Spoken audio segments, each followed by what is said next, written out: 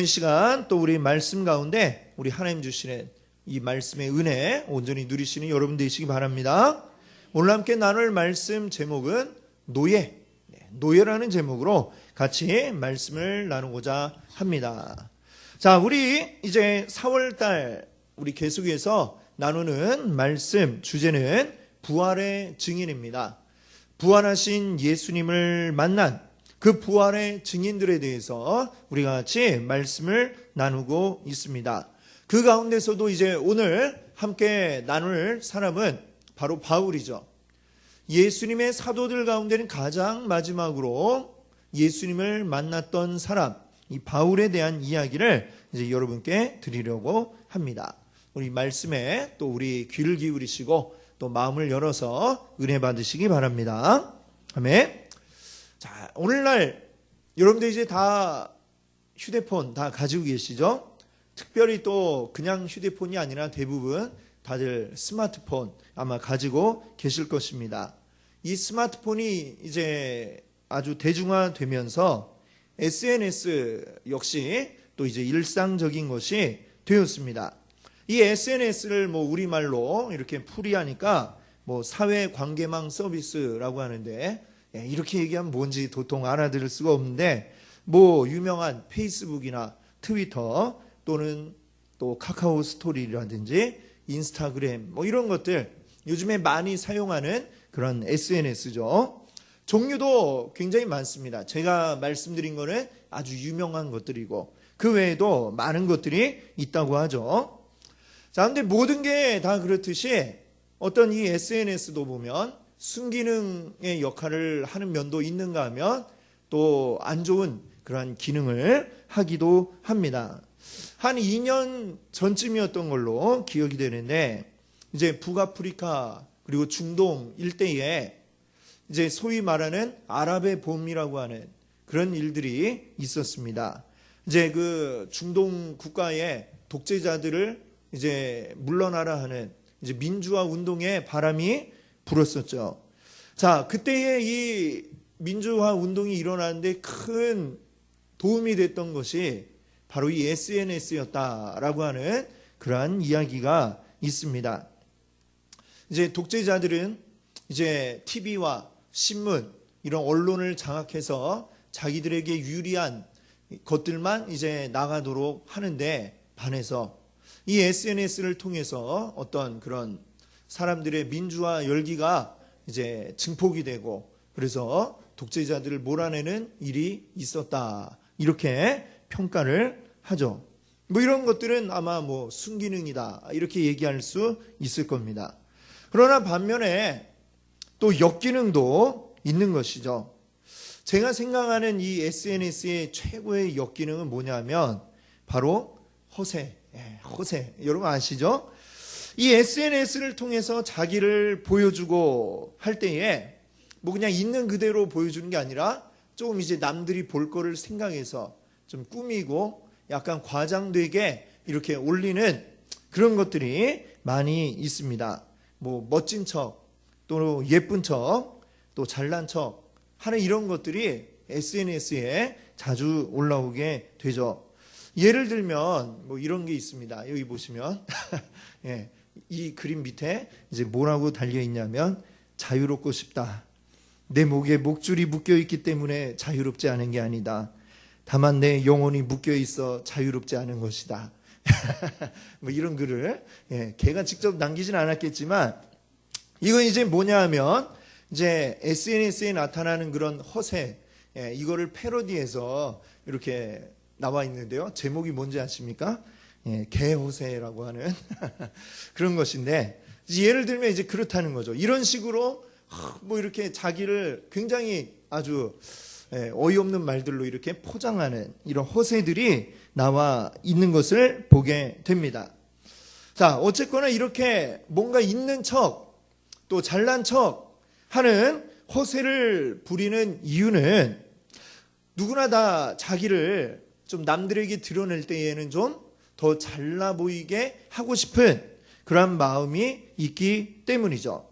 남들보다 좀 더 나를 더 과시하고 싶은 욕망이 우리 안에 있기 때문입니다. 자, 그런데 오늘 말씀을 보니까 바울은요, 허세는커녕 굉장히 자기를 낮추고 있는 그러한 것을 볼 수가 있습니다.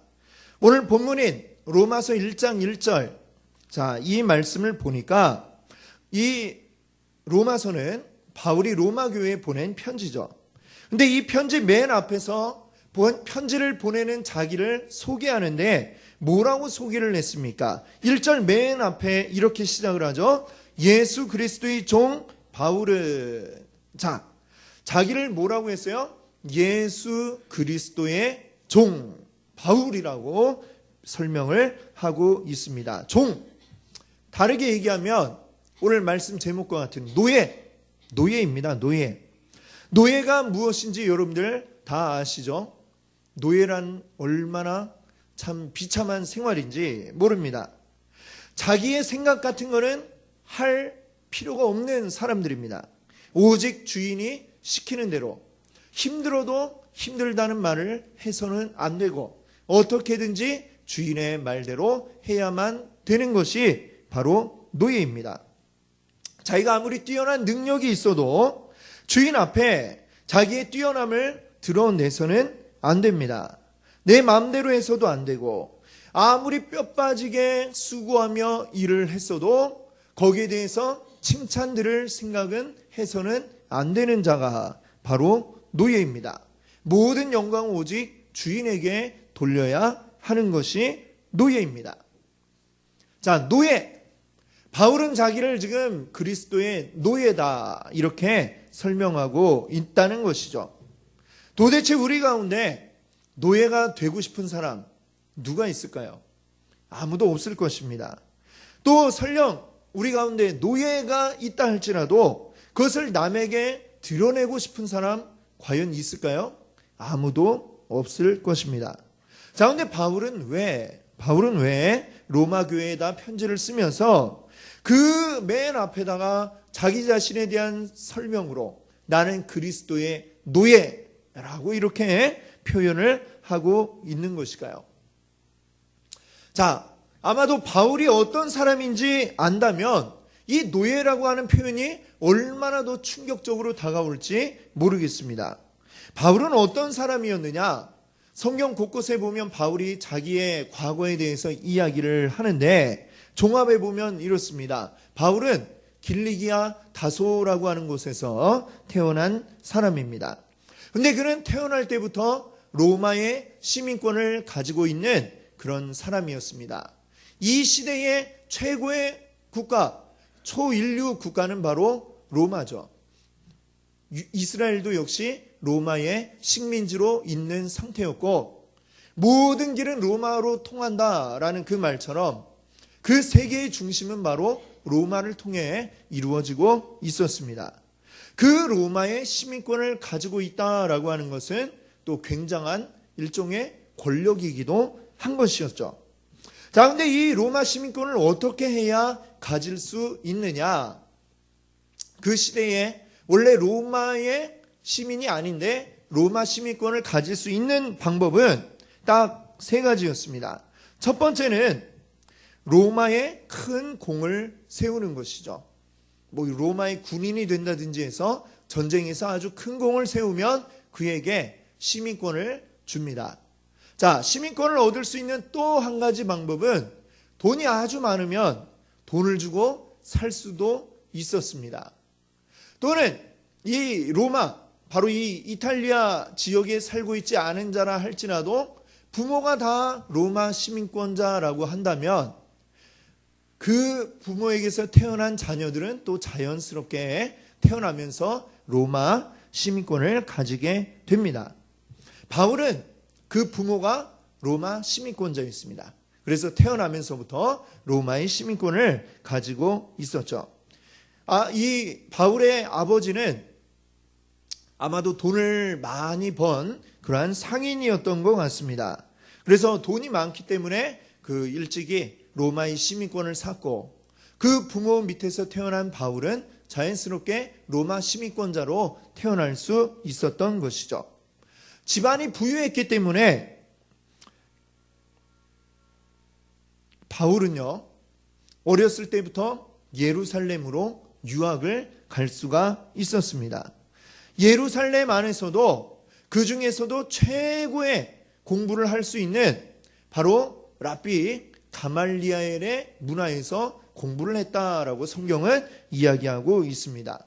가말리엘은 이스라엘 역사를 통틀어서도 5손가락 안에 드는 최고의 랍비로 이름이 나 있는데, 그 밑에서 공부를 했다라고 하는 것은 한마디로 오늘날로 얘기하면 우리나라 최고의 대학에 진학을 해서 공부를 했다, 이렇게 우리가 받아들일 수 있는 것이죠. 자, 그뿐만이 아닙니다. 보면 사도행전 22장 3절을 보면 바울이 이야기하기를 가말리엘의 문화에서 우리 조상들의 율법의 엄한 교훈을 받았다, 이렇게 자기를 설명하고 있는데, 여기에 사용되는 누구누구의 문화에서 공부를 했다라는 이 말의 표현이 이 헬라어에서는 이제 누구 밑에서 공부를 했다라는 그런 의미도 되지만, 또 한편으로는 누구누구보다 앞서간다라는 이러한 의미도 있다고 합니다. 자, 그런 의미로 이 본문을 바꾸어서 생각을 해보면 어떤 얘기냐 하면, 가말리엘의 밑에 공부하는 제자들이 많이 있겠죠. 한 1000명가량 공부를 했다고 합니다. 근데 그 1000명 정도 되는 많은 제자들 가운데 가장 뛰어난 자가 바로 바울이었다라는 그런 의미를 가지고 있다는 것이죠. 여러 제자들 가운데 가장 뛰어난 제자. 자, 그 당시 최고의 랍비였던 가말리엘의 제자들 가운데 최고의 제자에게는 또 어떤 특혜가 있었냐면요, 산헤드린 공의회, 오늘날 쉽게 얘기하면 국회와 같은 이런 산헤드린 공의회의 의원이 될 수 있는, 선생님의 추천으로 의원이 될 수 있는 그러한 자격이 또한 부여되었습니다. 그래서 바울은 또 자연스럽게 이 산헤드린 공의회의 의원으로 또 일을 할 수 있었던 것이죠. 자, 더군다나 이 바울이 나중에 다메섹으로 예수 그리스도를 믿는 자들을 잡으러 갈 때에 바울이 그냥 간 게 아닙니다. 어떻게 갔냐면 그 앞에 성경이 뭐라고 설명하고 있냐면요, 대제사장을 찾아가서 그들을 잡을 수 있는 그 권리가 있는 문서를 적어달라, 이렇게 요청을 했다는 것이죠. 자, 대제사장, 그 이스라엘의 여러 사람들 가운데 가장 또 높은 대제사장을 찾아가서 어떤 공문을 요구할 수 있을 정도로 이 바울은 또한 굉장한 권위를 가지고 있었던 그런 사람이라고 하는 것을 우리가 알 수가 있습니다. 자, 이런 여러 가지를 종합해 본다면은 바울은 이 이스라엘 안에서도 가장 최상류층의 사람이었다라고 하는 것을 우리가 알 수가 있습니다. 최상류층의 사람. 자, 그럼 바울이 어째서 스스로 자기를 노예라고 부르게 된 것일까요? 또한 어째서 이 노예라고 하는 것을 자랑하고 있느냐, 이렇게 떳떳하게 앞에 드러내고 있느냐라고 하는 것입니다. 자, 이 부분을 우리가 이해하기 위해서는 바울이 다메섹으로 갈 때 만났던 한 사건에 대해서 우리가 이야기하지 않을 수가 없습니다. 자, 좀 전에도 제가 다메섹으로 가던 그 이야기를 살짝 말씀드렸습니다만, 바울이 다메섹으로 갈 때에 어떤 이유로 갔습니까? 사도행전 9장을 보면요, 예수 믿는 자들을 잡기 위해서, 그들을 핍박하기 위해서 다메섹으로 가던 길이었습니다. 자, 대제사장에게 공문도 요청해서 그 공문 들고 이제 예수 믿는 자들 다 잡아드리겠다, 이 마음을 가지고 열심히 다메섹을 향해 가고 있었습니다. 그런데 그 가던 길 중간에서 바울의 앞에 나타난 분이 있었습니다. 그분은 바로 예수님이었던 것이죠. 예수님이 밝은 빛 가운데 바울에게 나타나셔서 물으십니다. 사울아, 사울아, 내가 어찌하여 나를 박해하느냐? 사울은 이제 바울의 원래 히브리식 이름입니다. 그때 이 바울은 되묻습니다. 주여, 누구십니까? 이렇게 물었죠. 이 말에 또 주님이 대답하십니다. 나는 내가 박해하는 예수라. 나는 내가 박해하는 예수라. 이 말씀을 하셨습니다.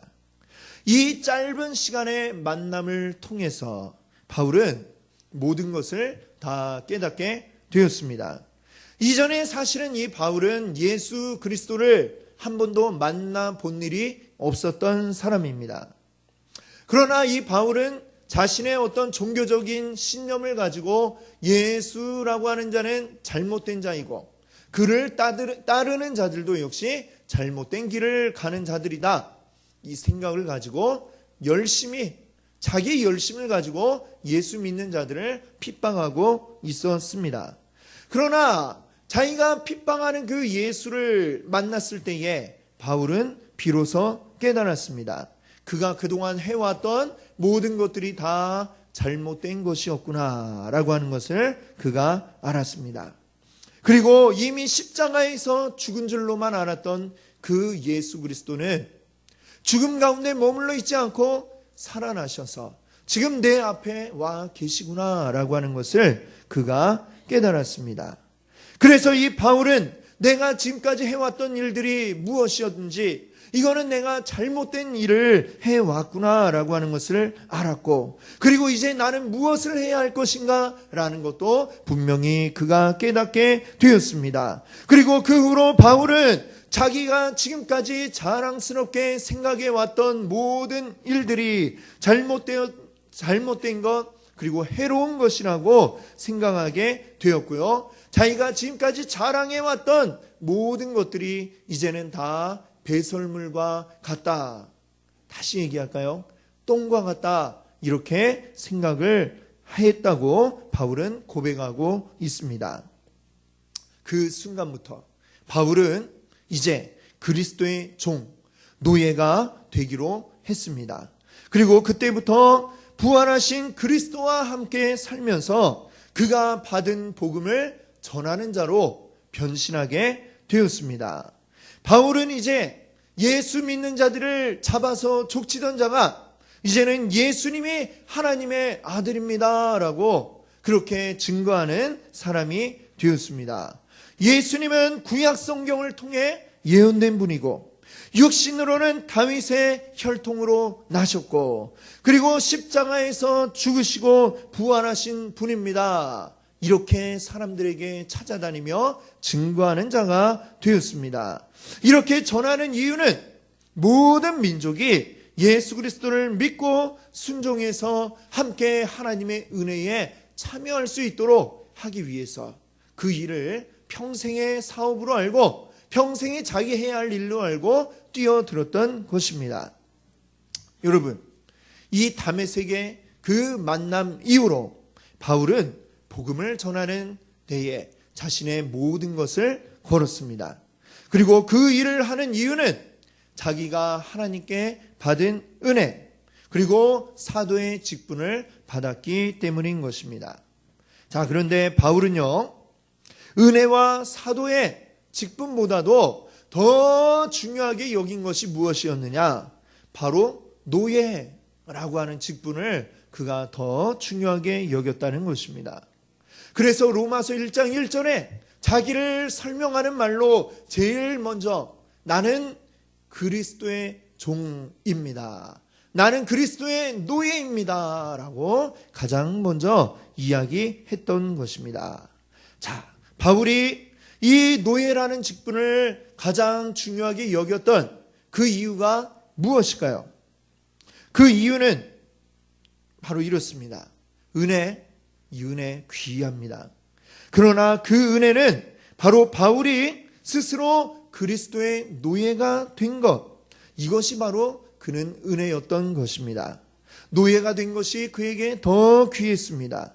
노예로 부름받은 것이 그에게 가장 큰 은혜였던 것입니다.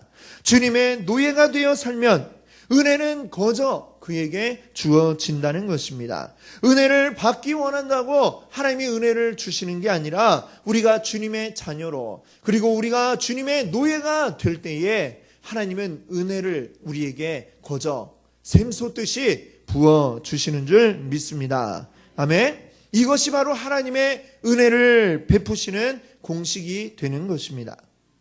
자, 바울은 자기 자신을 설명할 때에 이 노예와 사도직을 동시에 강조하였습니다. 노예와 사도, 그리고 이 두 가지는 사실 모든 그리스도의 일꾼들이 가져야 할 이 두 가지가 된 줄로 믿습니다.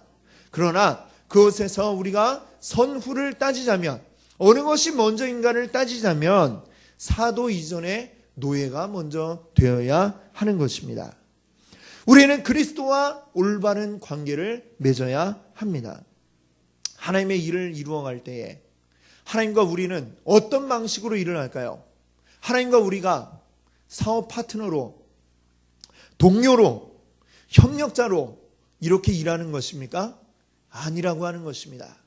우리는 하나님과 동등하게 저는 이렇게 하면 좋을 것 같아요, 이러면서 일하는 것이 아니라 하나님의 노예가 되어서 하나님이 너 이렇게 해라 라고 하시면 우리는 아멘 하고 거기에 순종해야 하는 자인 줄로 믿습니다.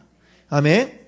우리는 철저히 주님의 종이요, 주님의 노예가 되어야 합니다.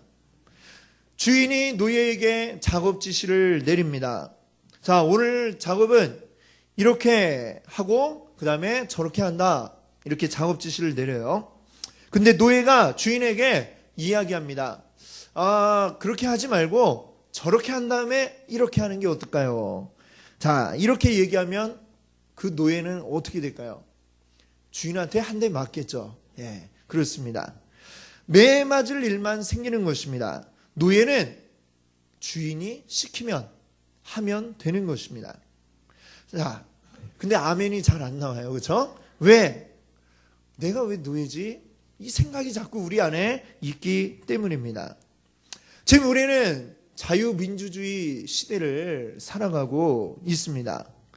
그런 여러분에게 자꾸 우리는 노예입니다, 노예입니다 이렇게 이야기하니까 자꾸 마음 한구석에 아멘 하다가도 뭔가 이렇게 마음에 반감이 드시는 거죠. 내가 왜 노예야? 나 이렇게 자유로운데, 나는 자유를 사랑해. 이 마음이 여러분 가운데 분명히 있을 겁니다. 자, 그러나 우리가 알아야 할 것이 있습니다. 자유란 무엇이냐? 내가 모든 걸 다 할 수 있어서 그게 자유가 아니라는 것입니다. 이게 무슨 얘기냐? 자, 여러분에게 휴대폰이 있으시죠? 자, 휴대폰 있습니다. 자, 근데 이 휴대폰의 주인은 저예요. 그렇죠? 근데 이 휴대폰이 어느 날 생각을 합니다. 내가 열심히 그동안 주인을 위해서 일해 왔는데 지금까지 해오던 일에 실증이 나고 짜증이 나는 거예요. 내가 언제까지 이거 전화만 이렇게 해야 되나? 내가 언제까지 이거 문자만 보내야 되나? 예, 이 일에 굉장히 실증을 느꼈습니다, 얘가. 그래갖고 어느 날은 이 결심을 했어요. 나도 이제 자유롭게 독립을 해야 되겠다. 내가 언제까지 전화만 해서 이렇게 살아야 되나? 그래서 새로운 일을 해보기로 했습니다. 나는 자유하니까 새로운 일을 할 거야. 뭘 하기로 했냐면 유치되어 보기로 했습니다. 예, 아시죠? 윷놀이 할 때 쓰는. 그래서 주변에 핸드폰들을 이제 만났어요. 마음에 드는 핸드폰이 딱 모였습니다. 4개가 같이 모였고, 그래 이제 우리는 핸드폰 하지 말고 스마트폰 하지 말고 이제 우리는 유치되자. 윷놀이를 사람들에게 할 수 있도록 해보자. 그래서 4개가 같이 딱 모였습니다. 자, 여러분 이렇게 핸드폰 주변에 4개를 모아보세요. 네, 모아서 한번 던져보십시오. 어떻게 될까요? 예, 뭐 윷놀이 하려면 할 수는 있을 거예요. 그렇죠? 앞이 있고 뒤가 있으니까 하려면 할 수는 있지만 굳이 우리가 이 핸드폰으로 윷놀이를 할 이유가 있습니까? 예, 없죠. 윷놀이로 이걸 하면 윷놀이도 좀 재미가 없거니와, 그리고 하다가 어떻게 됩니까? 스마트폰이 액정이 깨지고 망가지고 이런 일들이 생겨나게 될 것입니다. 그리고 또 스마트폰이 또 무거워요. 던지다 보면 막 팔에 근육이 막 생기고, 예, 뜻하지 않은 그런 무거운 것 때문에 그런 결과가 팔이 아프게 될 겁니다.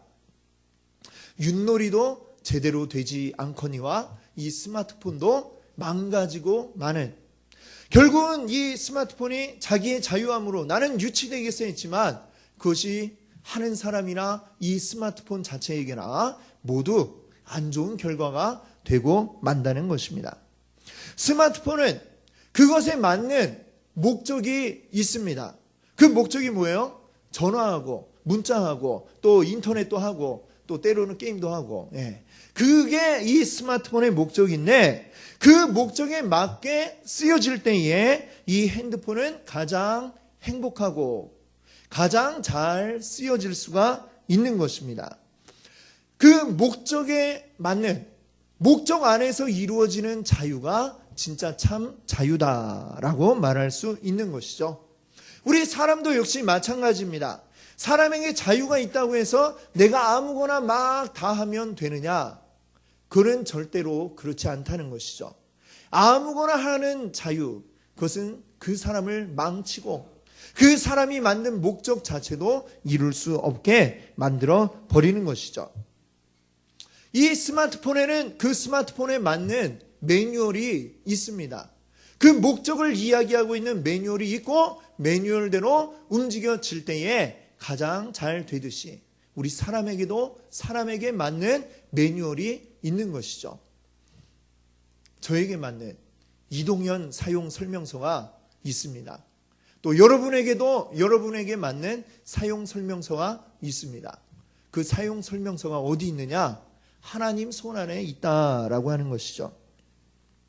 그래서 그 매뉴얼대로 우리를 만드신 그 목적에 맞게 우리가 움직여질 때에 우리는 이 땅 가운데서 가장 보람 있게 사는 것이 되는 것이죠.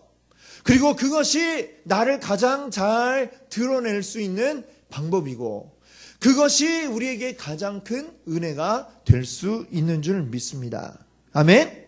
자, 그를 다르게 표현하면 우리가 그리스도의 종이다. 이 말이 바로 그 얘기입니다.